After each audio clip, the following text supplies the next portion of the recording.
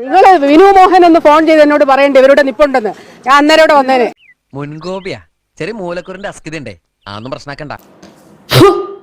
ആരാടാ ഞാൻ ഒളിച്ചിരുന്ന സമയത്ത് ഇവിടെ വന്നേ? ധൈര്യം ഉണ്ടെങ്കിൽ ഞാൻ ഇവിടെ ഇല്ലാത്ത സമയത്ത് ഒന്നുകൂടെ വാടാ.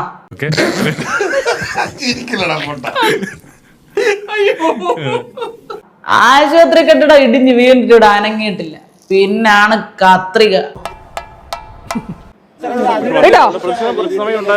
അതിലൊന്നും ഭയന്ന് ഓടുന്ന ആളല്ല.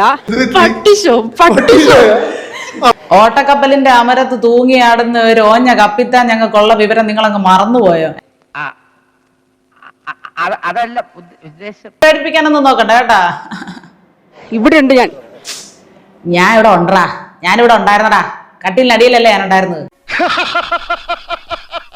നീ ആള് വിചാരിച്ചതുപോലെ അല്ലല്ലോ, എവിടം വരെയൊക്കെ കയറി ചിന്തിച്ചത്. കട്ടിലിനടിയിൽ തന്നെ ഉണ്ടായിരിക്കും കേട്ടല്ലോ. കാണണ്ടവര് മുൻകൂട്ടി പറയണം, അപ്പോഴേ എനിക്ക് ഒളിച്ചിരിക്കാൻ പറ്റുള്ളൂ. അവമാനിക്കരുത്, ഞാൻ നല്ലൊരു കുടുംബത്തിൽ പറഞ്ഞവനാണ്. നീ നല്ല കുടുംബത്തിൽ പറഞ്ഞു, ഞാൻ പിന്നെ മറ്റേ കുടുംബത്തിൽ പറഞ്ഞാണല്ലോ. അറിഞ്ഞു അറിയാതെ ഒന്നും മെഡിക്കൽ കോളേജിലോട്ടൊന്നും ചെന്ന് കയറി കൊടുക്കരുതേ, പോത്തില്ലെന്നറിയാം. തമ്പുരാൻ പോകുന്ന കൂടെ സീറ്റ് ഒഴിവുണ്ടെങ്കിൽ അമേരിക്കയ്ക്ക് വെച്ച് പിടിക്കുന്നേ നല്ലത്. ഇവരിവിടെ വന്നിട്ടുണ്ടെന്നൊന്ന് ഫോൺ ചെയ്ത് പറയണ്ടേ? ഞാൻ ഇങ്ങനെ വരത്തില്ലായിരുന്നോ? നിങ്ങളോടും പോത്തിനോടും വേറെ ഓതിയിട്ട് ഒരു കാര്യമില്ലെന്ന് എനിക്ക് മനസ്സിലായി. രക്തം, കഫം, മലമൂത്രം തുടങ്ങിയ പരിശോധനകൾ ഡിപ്പാർട്ട്മെന്റിൽ വീണേച്ച് നടത്തുന്നുണ്ടോന്ന് അറിയില്ല. അതും കൂടെ ഇനി പരിശോധിക്കാൻ ബാക്കിയുള്ളൂ. ഹീറോയിസം ഇതാണ്. അവര് വന്നിട്ട് അവര് പോയി കഴിഞ്ഞ് ഞാൻ വന്നു എന്ന് പറഞ്ഞത് ശരിയാണോ? എന്താ ശരിയല്ലേ? പിന്നെ കറക്റ്റാ. ഫോൺ വിളിച്ചാൽ കിട്ടത്തില്ലായിരുന്നു, ഒളിച്ചിരിക്കുന്നിടത്ത് റേഞ്ച് ഇല്ലായിരുന്നെന്ന് തോന്നുന്നു. ആരൊക്കെയോ വിളിച്ചെന്നാ വീണേച്ചി പറയുന്നത്. വെറുതെ അല്ല, നാട്ടുകാർ മുഴുവൻ താൻ മണ്ടനാണെന്ന് പറയുന്നത്. നിങ്ങളോടല്ലേ അവര് പറഞ്ഞിട്ട് വരിക, അവര് ഫോൺ ചെയ്തിട്ടല്ലല്ലോ, എന്നെ ഫോൺ ചെയ്തിട്ടല്ലേ വരിക. നിന്നെ ഇതിനൊന്നും കൊള്ളുകയില്ലെന്ന് നീ വീണ്ടും വീണ്ടും തെളിയിച്ചിരിക്കുകയാണ് എന്റെ വിജയ. നിങ്ങളെ വിളിച്ചിട്ടല്ലേ അവര് വരുന്നത്? അപ്പൊ നിങ്ങളും അവരും കൂടെ സംസാരിച്ചിട്ടല്ലേ കാര്യങ്ങളൊക്കെ തീരുമാനിക്കുന്നത്? എന്നിട്ടിപ്പോ എന്നോട് ഇങ്ങനെ പറഞ്ഞ ഇതിനാണ് അവനവൻ പാരാന്ന് പറയുന്നത്. ആ ഭാവവ്യത്യാസം കണ്ടോ?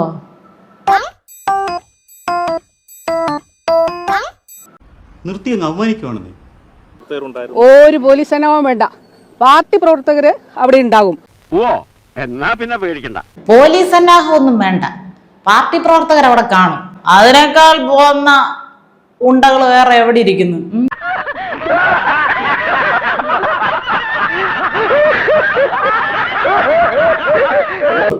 പക്ഷേങ്കി വീണേച്ചിക്ക് ആരും പേടിയൊന്നുമില്ല. അതുകൊണ്ട് കമ്മികളെ എല്ലാരും നിരത്തി അവിടെ പ്രതിരോധം സൃഷ്ടിച്ചിട്ടുണ്ടാവും. അങ്ങനെ പേടിച്ചു പോകുന്നവനൊന്നും അല്ല ഞാൻ. എന്നാലും വെറുതെ ചോദിക്കുക, ഈ കോയമ്പത്തൂർക്കുള്ള ബസ് പോയാലോ? കരുവാറ്റയിലുള്ള ഒരു സ്വകാര്യ ആശുപത്രിയിൽ ഇതേ ഒരു സംഭവം ഉണ്ടായപ്പോൾ നിങ്ങൾ റിപ്പോർട്ട് ചെയ്തോ? അപ്പൊ കത്രി 5-6 പ്രാവശ്യം പെണ്ണുങ്ങളുടെ വയറ്റി കുടുങ്ങിയതും കാലും കൈയും ഒക്കെ മുറിച്ചു വിട്ടതും ആശുപത്രി കെട്ടിടം ഇടിഞ്ഞു വീണതും ഒന്നും അല്ല പ്രശ്നം. നിങ്ങൾ എന്തിനാണെന്നേ സർക്കാർ ആശുപത്രിയുടെ വീഴ്ച മാത്രം ഇങ്ങനെ റിപ്പോർട്ട് ചെയ്ത് ജനങ്ങളിലേക്ക് എത്തിക്കുന്നത്? സ്വകാര്യ ആശുപത്രികളിലും ഇങ്ങനൊക്കെ നടക്കുന്നുണ്ടല്ലോ.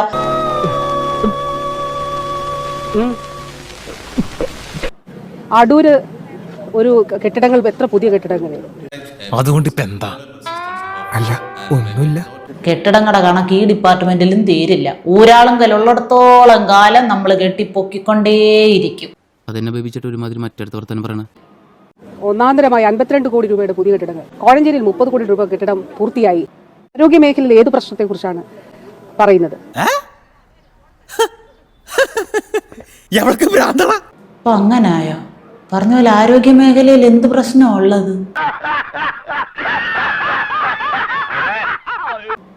അല്ല വീണേച്ചി, കത്രിക കുടുങ്ങിയത് കേരളത്തിലല്ലായിരുന്നോ?